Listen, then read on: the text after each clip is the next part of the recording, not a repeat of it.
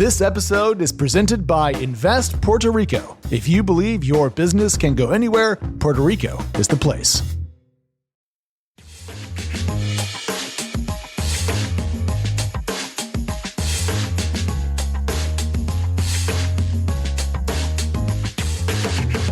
Hello, and welcome back to Equity, a podcast about the business of startups where we unpack the numbers and nuance behind the headlines. I'm Marianne Azevedo, and this is our interview show where we sit down with a guest, think about their work, and unpack the rest. Today, we're joined by Tung, managing partner at Notable Capital, formerly GGV Capital, a change we'll get to later in the show. It's a firm focused on investing in the U.S. as well as in Europe, Israel, and Latin America. Hans, welcome to the show. Thank you for having me, Marianne. It's always a pleasure to be here. Today, we're talking about a number of topics, including Hans' thoughts on the overall investment landscape, why down rounds are not such a bad thing, what's going on in the world of fintech, which has had a little bit of a rough start to the year, venture capital as a whole, where we're seeing lots of musical chairs going on, and more. Let's get started. Last year, I had the pleasure of interviewing you on Equity, and one of the things that we discussed was down rounds, which for a while seemed like they were almost an evil phrase, but became much more accepted, I guess, in 2023. At the time, you said you felt like down rounds were okay. And in fact, not necessarily a bad thing, especially when faced with either shutting a company down or raising a round at a lower valuation. Are you still thinking that this year? What are you seeing when it comes to valuation? Yeah, every time someone asks me the question about down round, I think of that episode in Silicon Valley where the founder realized, wait, if I just raise more money at down round, I will still have my company, still have to shut it down. It's a classic. I've been in this business for almost 20 years, and we're long-term in the way we approach things. I always know that it doesn't matter about the markups. It's just like getting a report card or getting a test exam score. It doesn't really matter until you actually have an exit. Mm-hmm. IPO is actually just a milestone, not the end game. IPO is the beginning for public investors to be along for the ride. So you think longer term, the valuation up or down temporarily doesn't matter as much as generating a big outcome at the end. And one thing I like about being in Silicon Valley is that you can be be quite founder friendly. So when things are going well, when major milestones are being reached, you can always create an option refresher for the founders or the management team that have performed through tough times. So I just view down round as something that's more temporary. And as investors, if you end up getting a good outcome, you have exits, you have DPI, you have distribution, ultimately that's how you're judged by our LPs. So I think that whatever it takes to scale the business is what the company and the founders and board need to focus on doing to manage the business the best they can every step of the way. Yeah, well, I guess, again, like if the alternative is down round or shut down, I think if I were a founder, I would probably also choose a down round. But speaking of shutdowns, I interviewed Roger Lee from layoffs.fyi, and this was maybe a month or two ago. I lose track of time. And one of the things that he shared with me was a startling statistic. Shutdowns were up by like 70%, startup shutdowns in 2023 compared to the year before. Are you seeing that as well, or is that reflective of the market? Or one of the things I was thinking just before I let you answer is there were so many more startups founded during the boom times of 2020 and 2021, so that it kind of makes sense that we're seeing more shutdowns overall. But anyway, what are your thoughts on that? I mean, Roger's very smart and thoughtful VC, and I love having him on the board of StockX. I mean, his stats are correct. I think that what founders don't realize is that this choice is not between shutting down and do a down round. Because in that situation, you will choose a down round every single time. The challenge is when you are faced with the prospect of holding on to your valuation or raise a down round. If you don't do it, you run the risk of shutting down later. By the time you're close to shutting down, no one's going to invest in you. Yeah, it's going to be sense. Very, very hard, as you know. That's a pretty straightforward decision, right? Exactly. So the tough part is, do you wait or do you try to continue to grow, keep your growth rate up, even if you're burning money, just to prop the valuation up and not have any negative signals in the market? A lot of founders tend to choose to keep on going because they worry that they will make them look back. If they're still down, they will do a riff. I see. And my point is that you should do that to bring your cash flow management to a better alignment of where the business is at right now. And if it means that you have to do a down round because your growth slowed and you had a riff, that's okay. Okay. Yeah. Gotcha. A lot of founders are not as okay with that scenario. It's like a mission of defeat. And to me, it's not at all. It's a temporary adjustment, and you need to step back in order to spring forward later. That's the hard part for most founders, especially young founders, to realize. Yeah, it's kind of like letting go of that pride of, okay, it's okay if we raise at a lower valuation. Better to do that than potentially risk losing the company later. I hear you. Yeah. So overall, though, the investing landscape, how different is it so far this year compared to last? I think it's a continuation of what we're seeing in the second half of 2023. We're still seeing some down rounds happening in the market. Obviously, AI is an outlier. AI is, way overvalued right now. You can argue that we're only in the first half of first inning for AI, so people are willing to overpay. But at the same time, I remember what happened in 1994, 1995, 1996, and also what happened with mobile internet in 2007, 2008, 2009. You do see a lot of crazy rounds happening at the beginning of a boom. But there will be bifurcation, and there will be companies that end up doing great, and most companies may not be. And so gotta still be very thoughtful at choosing which ones has a chance of being around for a longer period of time. We do see AI being very hot, other sectors being a lot cooler. In cloud infrastructure, which is a key area that Notable invests, we're still seeing some deals getting done at high valuation for sure. It's still a hot market. In terms of the geography we invest in, you mentioned US, Europe, and Latin America. We also invest in Israel. And Israel, despite what was going on there politically, the boom is back in terms of founders' excitement of building great companies, intersecting cybersecurity and AI. So we still see a lot of positive development, but for the most part, I still caution founders to not compare themselves with sectors that are doing well or too hot, but really focus on managing their business, their fundamentals. I, for one, are still very bullish on fintech. We can chat more about that later. Yeah, we'll get into fintech in a minute. But overall, like in terms of your pace of investing, I think last year you had told me it had slowed considerably in 2023 compared to 2022. Compared to 2021. Compared to 2021, right. Sorry. Yeah. So how is that? How is your pace of investing compared to recent years? Have you slowed down, continued to take your time, and are you investing as much as you were, say, last year, or about the same? And how is that comparing to like a couple of years back? Yeah, I think we're more at 2022 level, so more than 2023. But 2021 is, as an outlier. Yeah, that was crazy. So we're not going back that anytime soon. I really hope not. I hope not. It's not good for the business. No. And it's not good for the ecosystem. Without naming names, you do see firms being impacted by what they were doing in 2021 and make them slow down a lot more now, which is unfortunate because many of them are great investors. They're in great companies, and it's too bad that they cannot participate as a result of just indigestion from 2021. And well, we were going to kind of get more into the venture world later. So I guess, though, if you can elaborate a little bit what you mean by that, do you mean they kind of overinvested or at too high evaluations and are sort of paying the price now?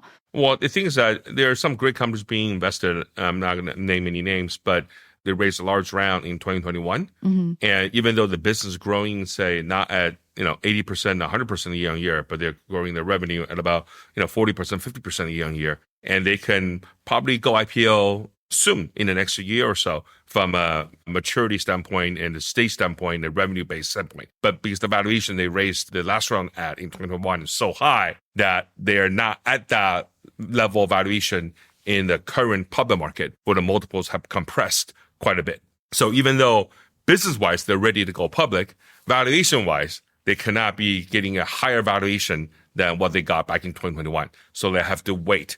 And as a result, the funds that invest in them in 2021 cannot get exits back because there's lack of liquidity, lack of IPO. Yeah. And as a result, the LPs who invest in those funds cannot get money back either. So we don't have that recycling of money going back to the LPs and then continue to invest in new funds. So the whole system suffers as a result. Yeah, that makes sense. These companies are still trying to go into those too high grow into that valuations that they commanded in 2021. Right. Okay.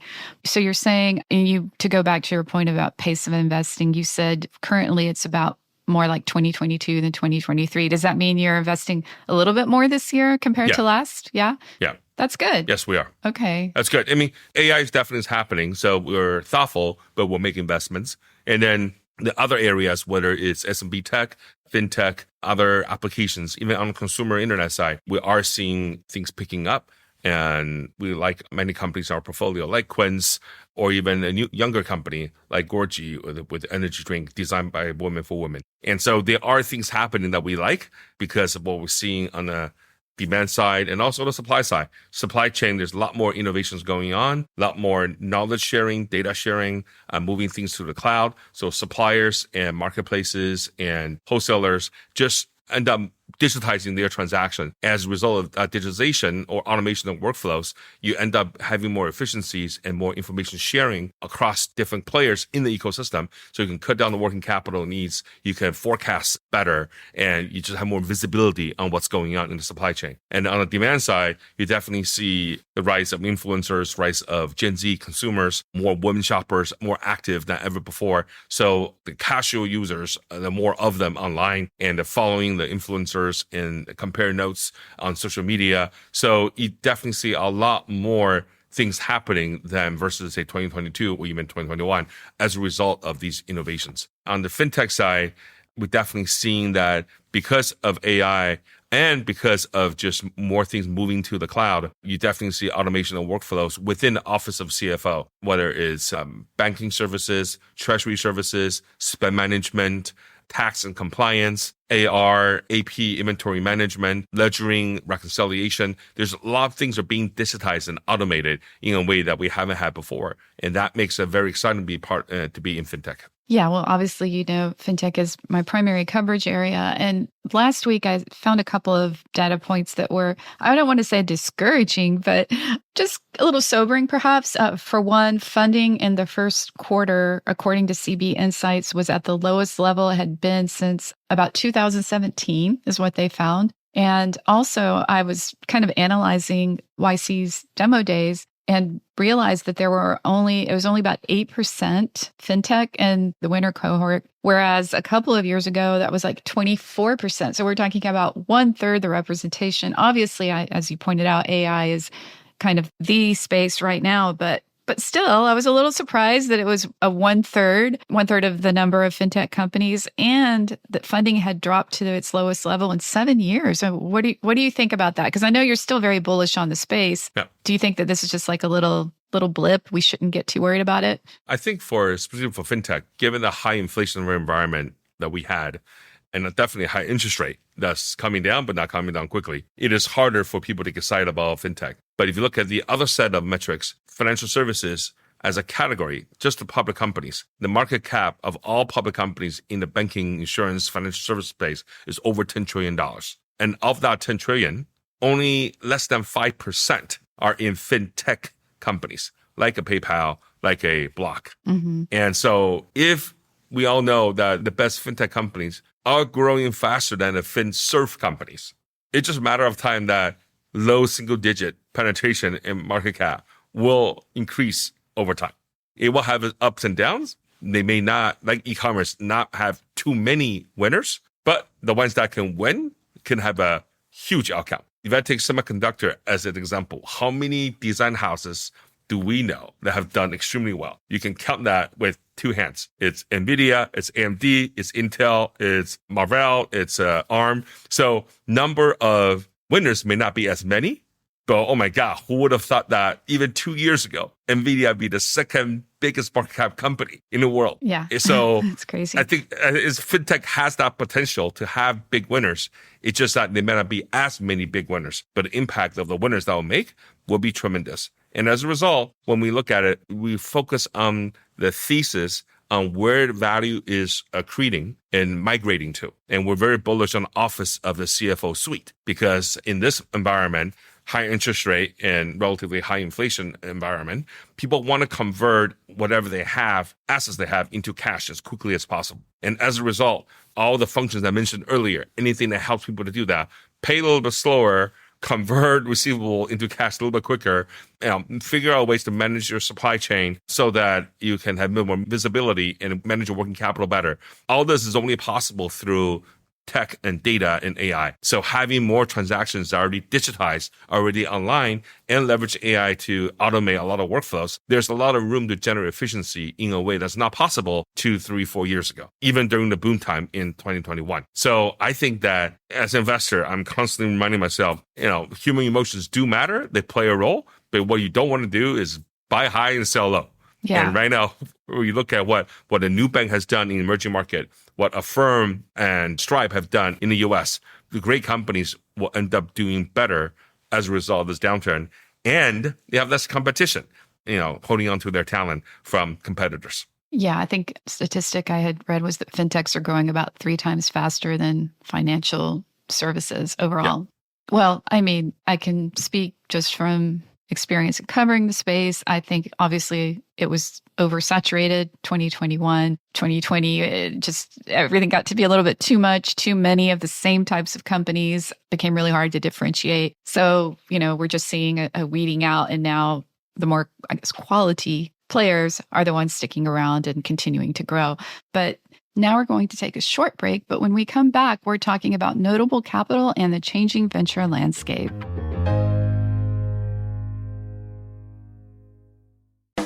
What's next in tech? That's not the right question. It's where. Puerto Rico, more than just a tropical paradise, it's an innovations paradise, where startups and global players coexist in a vast and vibrant ecosystem, where talent runs deep, highly skilled, and bilingual. Plus, the island offers the most competitive tax incentives in the US.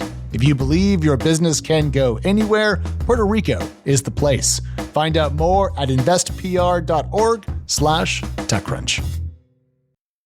All right, Hans, last month it was announced that GGV had split into 2 firms, one Granite Asia and one Notable Capital, of which you're heading up, correct, here out of Menlo Park.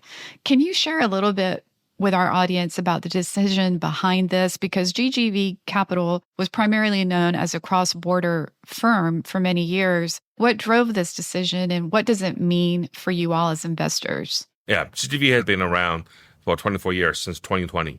And it was born as a cross-border venture business, as you mentioned, started in both Silicon Valley and Singapore. I was not part of the founding team, but back then I look at GGV as one of those few firms that was able to have global viewpoints and knowledge. And I always thought that that's kind of cool to be able to know that and have that as an advantage to invest and also to help your founders as well. I joined GGV in the US in 2013 and have been part of the amazing run that the team had. And then in 2023, in September last year, we announced a decision to split, and we completed ahead of time March 29th this year. And it's definitely bittersweet. I respect my former colleagues in Asia a lot.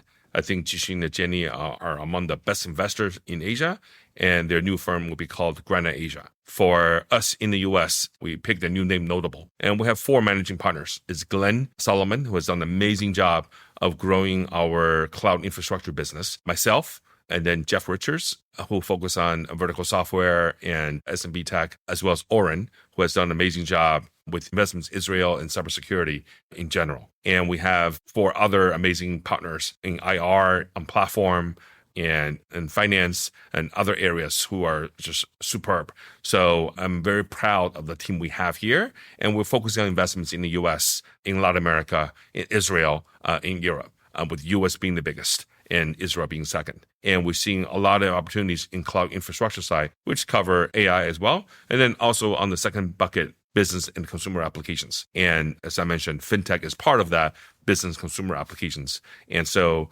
there are a lot of things to do here. And we picked the name Notable because we want to put a focus on the founders. We're investing in notable founders, notable causes, notable ideas, notable people, and even notable investors. So we're proud of what we have going forward, and will be a lot of the continuation of the thesis that we have for these regions here in the U.S. and related areas.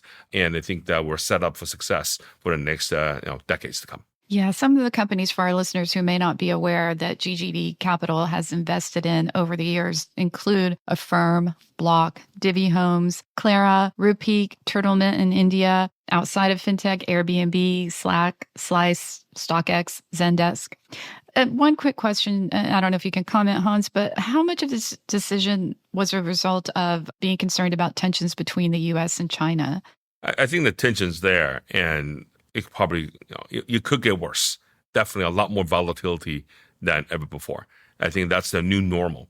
And as a result, it makes sense for us to focus on the regions that we want to focus on. So notable, we'll not invest in China. We'll only invest in the region that I mentioned, US, Europe, Latam, and Israel. So it's a conscious decision that we made, and we respect that our former colleagues in Asia have their own point of view, which is building a firm by Asians for Asians. And that's totally okay. The world is big, so there's a lot to do. And we have to focus in some ways. So these are the regions and these are the sectors that we choose to focus on. A couple of things I'm hearing about in just the world of venture as a whole is just a lot of movement. In general, I think that there's been talk about how there are operators that became investors and then decided, oh, this isn't as fun as I thought it would be. Let me go back to operating or joining a startup. We saw that with Sam Blon leaving Founders Fund recently. Ryan Peterson, who I think it was also Founders Fund that he went to, and then he went back to Flexport, but I think he's still investing. But anyway, there's kind of musical chairs in the venture world, right? People leaving venture altogether or just going to a different firm or starting their own fund. And as you had mentioned earlier, there's a lot of pressure right now in the VC world because LPs are kind of, I don't want to say freaking out, but like, okay, where are our returns? What do you think is going to happen here? Are you seeing a shift in the world of venture as well? Venture definitely has ups and downs. What we're seeing, as you know, is that some of the firms choose to be bigger and may even eventually go public, and they're going to be more multi-asset classes. Some of the firms on the other end are going to stay nimble. They'll come out of some of the best companies in Silicon Valley and New York and start their own firm, sometimes sole GP, only one single GP. Mm-hmm. And then in the middle, you have operators like Sam. Sam's great. He spent time on a workstream board, and I attended several meetings as well, and I found him to be fantastic, very insightful. I know Ryan from being a small investor in Flexport. So there are going to be a few that can do both, and they will decide at any point in time what's the best role for them. And right now we are at a point in venture where exits are hard to come by. It used to be, for the last 10 years, IPOs, the bull equity market drove a lot of returns. But you also remember days, prior to 2010, where M&A generated most of the exits here in the US. I remember those days very well as well. And today, looking back the last 2 years, I see, for example, my portfolio Poshmark that was acquired by Naver after they have gone public first, then acquired by Naver. I see companies where people were asking to buy shares in our private companies, my private portfolio. Some of the names you mentioned as investments made by our firm, I did many of them in it. So I see that interest to buy secondary positions or M&A, or some go public, like Ibotta file for going public. And we've been investors since 2016, 2017. So you see a lot more variety of exit possibilities than before versus the last almost 10 years, mostly through IPO. So for those of us like yourself, been around for a long time, you see the ups and downs, and that's perfectly fine. Yeah, I would say I'm surprised by, I guess, I have not seen as many acquisitions take place over the past couple of years as I had expected with such a dry IPO market. I had thought we were going to see more M&A activity. I'm a little surprised by that. I do find it interesting that we're seeing more startups, highly valued startups, opt to gain liquidity through secondary sales. Obviously, Stripe has done so more than once. Right. There are others in the fintech space, I think, that are going that route as well, like Brex. And I think that for some people, it's a little frustrating. It's like, okay, well, when are they going to go public? I mean, my goodness, like if Stripe can't go public, how can anybody go public? I don't know. This secondary sales, I mean, what do you think about that? I think that will be a bigger part of the equation going forward. We're even seeing startups trying to facilitate sale of employees' options or 10b5 plan kind of equity, whether it's a public company or private company. So I think you will see more of that going forward. And there will be investors globally, both here and abroad, that will have access to some of the best names from here in the US, in Silicon Valley and New York. So I do think that there will be more choices.